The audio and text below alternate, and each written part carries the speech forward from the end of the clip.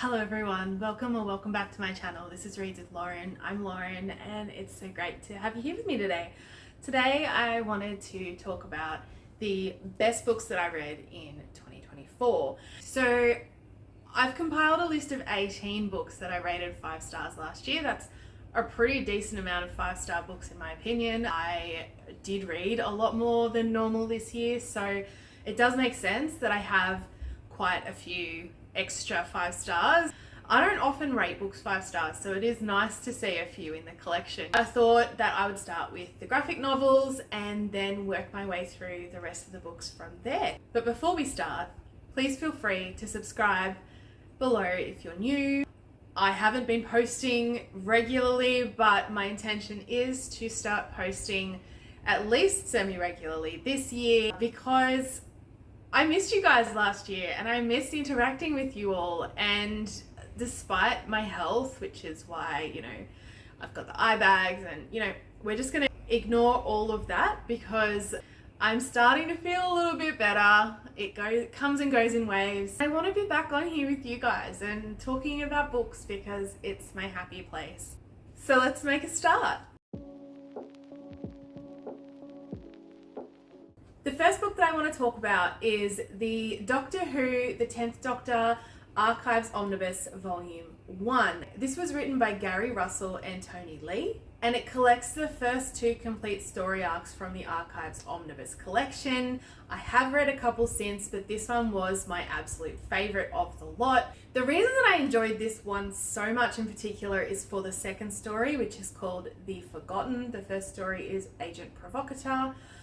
The reason that I loved this story so much is because the Doctor loses his memories, and as he's reconnecting to these memories, we get to see flashbacks of his experiences as classic Doctors. And I believe that there are different illustrators for each one. The whole vibe is different, and I really loved that, jumping back into previous Doctors and getting little stories of some of their adventures. So that was why I thoroughly enjoyed this one.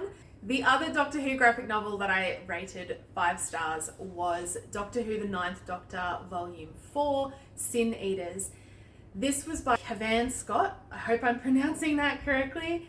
And this one, the reason that I rated this one 5 stars was because the Doctor goes through a transformation that is quite grotesque and crazy, and you kind of see him switch roles for a little while, which is a lot of fun. So those were the 2 graphic novels from the Doctor Who collection that I rated 5 stars this year. Moving on, so another graphic novel that I picked up from the library. Because the limit at my library is extreme, but it's only for a 6-week period that you borrow the books, I tend to collect a lot of graphic novels from the library. So I went through a period where I picked up quite a few, and some of them I rated 5 stars. A lot of them were very miss for me, but there definitely was a couple of hits. And the first one is Out of Nothing by David Blandy and Adam Rutherford. This one spanned over millennia. It was so awesome. The only thing that I wish it had was more. The story was so good, and I really wanted to get a lot more in depth. It sort of expands over millennia, and it explores sort of humans and creation and inventing. It delves into the printing press, it delves into the World Wide Web, as well as sort of introducing us to people like Picasso and Einstein and the amazing impact that they've had on the world, and how humanity has observed, recorded, connected and created and invented, and the progress over the years. And like I said, I would have loved so much more, but this is one that I really enjoyed. It was absolutely 5 stars. So good. If you know of any other graphic novels that sort of discuss history and life and humanity and creation and invention and all of those topics, they're absolutely fascinating to me. I love reading about them, but I particularly love graphic novels. So please, if you have any recommendations, let me know in the comments below. Speaking of graphic novels that I love, The Magic Fish. This is really sweet. It's a beautiful family story. The story centers on Tien. Tien loves his family and his friends, but he's really, really scared about coming out, and he ends up venturing on that journey through sharing fairy tales with the family and friends and using that in his process of coming out. And I found this to be so sweet. I read it in one sitting. I could not put it down. I squealed at the end. I just loved it. It was really good, and I highly recommend it to anybody, especially if you really love LGBT experiences and stories about coming out. It was beautiful. It was absolutely beautiful. Then I picked up Goblin by Eric Grissom. This one was also super adorable. It's about this goblin who loses his parents at a young age due to a human infiltrating their camp and causing a lot of havoc and damage. So in turn, this goblin has a vengeance story, and he ends up growing and developing, and he becomes stronger, and he vows to avenge and destroy the man that killed his parents. It sounds like a really aggressive concept, but the way that it is illustrated and portrayed is just absolutely awesome. I would let my kids quite happily read it. It's very palatable. The story is very palatable, and I really enjoyed it. I thought it was just lovely. The illustrations were also fantastic. Speaking of fantastic illustrations, I cannot continue this video without mentioning the Lightfall series. So I read books 1 to 3, The Girl and the Galdurian, Shadow of the Bird, and The Dark Times. These are all by Tim Probert, and this story centers on Bee, and Bee is the granddaughter of the wise Peak Wizard, and they are the keepers of the Endless Flame. However, Bee ends up meeting Cad, who is a member of the Galdurians, an ancient race that has long been thought to be extinct. So Cad is trying to find other members of his species, and he thinks that the Pig Wizard is the person that will be able to help him with that. So Bee and Cad venture back home, only to discover that the Pig Wizard is no longer there. All that is left is a jar of endless flame and this mysterious note. So they go on this journey together with this endless flame based on the hints that they've received from this note. And it's just really cute. It's so cute. The drawings are just phenomenal, and I can't wait because I know that there is a 4th book. Last graphic novel that I rated 5 stars is Other Ever Afters, New Queer Fairy Tales by Melanie Gilman. This was a whole collection of short stories, fairy tales if you will, where the queer couple get their happily ever after. I'm so there for that. I live for happy queer stories. Just love them. So this was just an absolute joy to read. And my one 5-star non-fiction for the year was This Is Going to Hurt, Secret Diaries of a Junior Doctor by Adam Kay. This is the first book that Adam Kay wrote, and I did read these out of order. However, I thoroughly enjoyed this one. I already had a bit of an idea because I had picked up Twas the Night Shift before Christmas, and then I recently read Undoctored, and I just enjoyed his writing style so much and learning more about being a doctor and what that means, and also, you know, the struggles of working alongside the NHS. So when I got the chance to pick up This Is Going to Hurt, I was on board with it, and I loved this particular cover because it has Ben Whishaw on the front. After I finished this book, I ended up picking up the limited series. Of course, it came out on Stan 2 weeks after I purchased an actual copy. I don't often do that, so as you can imagine, I was pretty annoyed, but I am glad that I have a copy because it has very quickly become a comfort TV show for me, and I think that the mix of drama and tension with the funny quips, it just makes it a really enjoyable show and a really enjoyable book. Adam was an obstetric doctor, so it does delve into like pregnancy, labor, all of those things. So if you're squeamish about that, I wouldn't recommend, but otherwise, so good. Very, very clever and very well done. And of course, it can't be a best books of the year video without a Jodie Taylor book, because I am just a Jodie Taylor fiend at this point, and I think that if you're not aware of her, you most definitely should be. So I am a big fan of sci-fi and time travel, and these center around the St. Mary's team. They travel in time to document what actually occurred and bring back evidence. Books from the collection that I read this year that I rated 5 stars was Christmas Past, which is book 8.6, one of the short stories. This one, without giving too much away, because it's so much into the series. It's one of their jumps that they do that's they're not really supposed to do. I'm going back in time to revisit some people that we have met previously, and it's very, very funny, very, very clever. Plan for the Worst, that is book 11 in the Chronicles of St. Mary's series, and that one delves more into learning who Markham is. Markham is one of the main characters within this series, and it's always been a little bit unknown where he came from and how he came to be, and this one wrapped that story up so freaking well. And not only that, but the protagonist Ronan, his story arc kind of comes to an end in this book, and the way that it ends is just impeccable in my opinion. I really loved this book, and I really love Jodie Taylor. I think that she can do no wrong. The other 5-star book that I read in the St. Mary's Chronicles series is book 14, The Good, the Bad and the History. And in this one, St. Mary's is under investigation because the director has been shot, and Max, our main protagonist, is the main suspect. This whole series is really fast paced, so there's a lot of other things that happen in this story as well.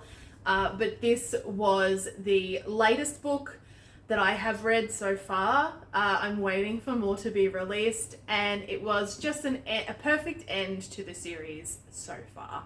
Really enjoyed it.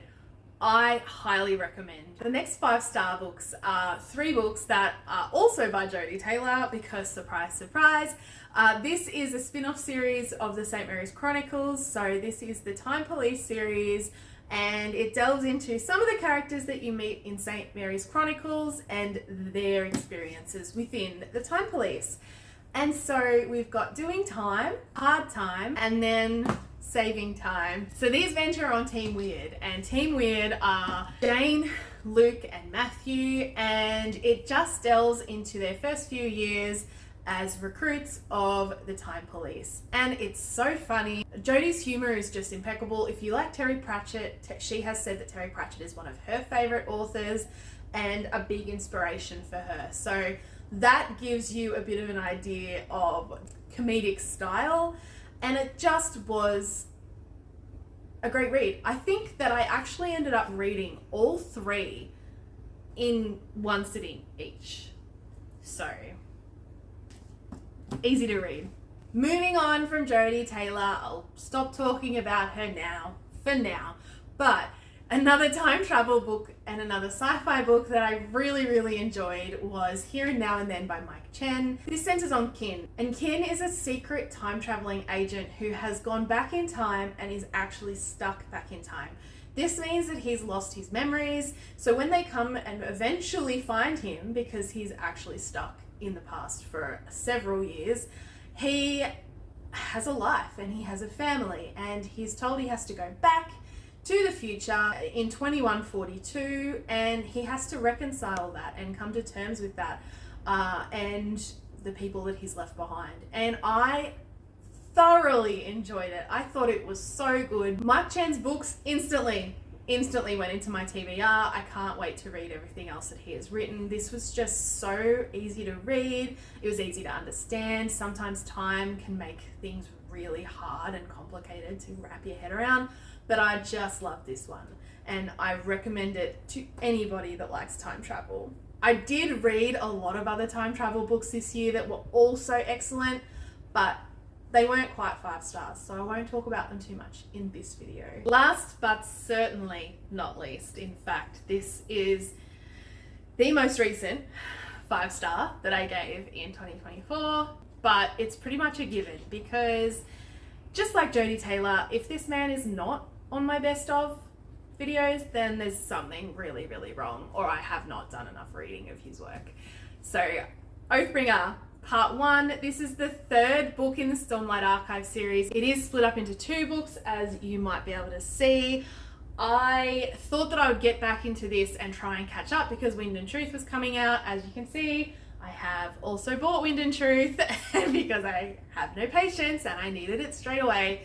But I finished part 1 in 2024, finished the second part recently in 2025, but I won't delve into that. So within the Stormlight Archive series, there are 3 main protagonists, and within the first and the second books, we really focused on Kaladin and Shallan.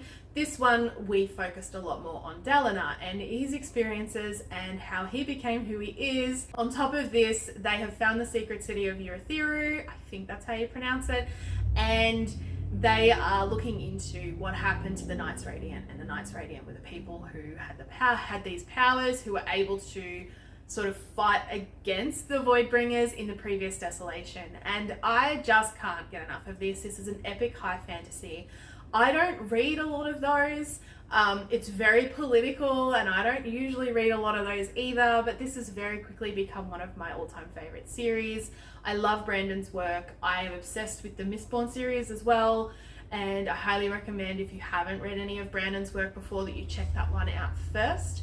But this is an epic fantasy to get stuck into when you feel so inclined, and it's a page turner. Admittedly, Brandon does a lot of world building in the start, and the first few bits I find in every single book, the first few 100 pages are a little bit of a slog, but he's doing that to give you a lot of character development, world building. You really understand what's going on, and then the last 100 or so pages are usually just an absolute trip. You can't put it down. I usually read the last 100 or so pages in one sitting, just because everything happens and so much goes down and there's so much to wrap your head around, and I always find myself putting Brandon's books down going, wow, what just happened?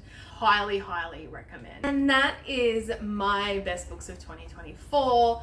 I had so much fun reading last year. It was definitely a coping tactic and disassociating from the realities of life, but that's okay, because that's what they're for.